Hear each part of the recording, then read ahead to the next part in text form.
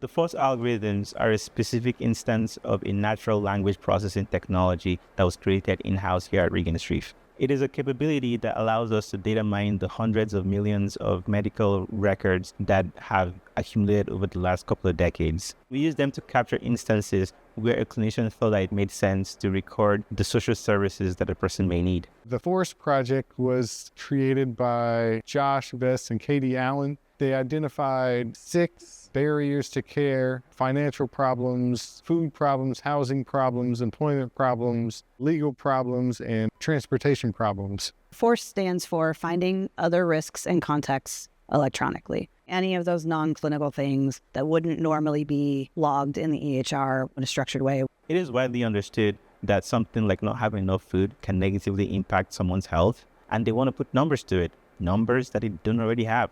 They have a lot of stories, but they don't have the numbers just yet.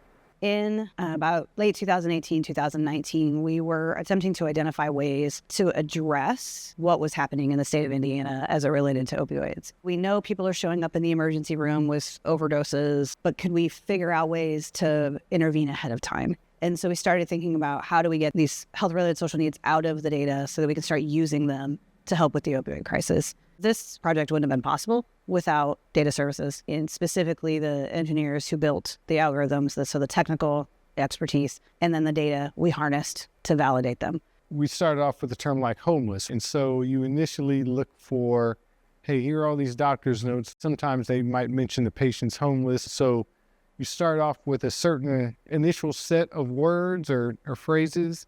And then as you look at more reports, you kind of expand to see how they're wording different things. Historically, we don't necessarily think about treating somebody's housing problems as a mechanism for improving their overall health. But what we know now, because so much of your health outcomes is associated with other things that are happening, we know that if we address housing first, a lot will follow. So we had to come up with ways to help health systems identify these and start to be able to use them.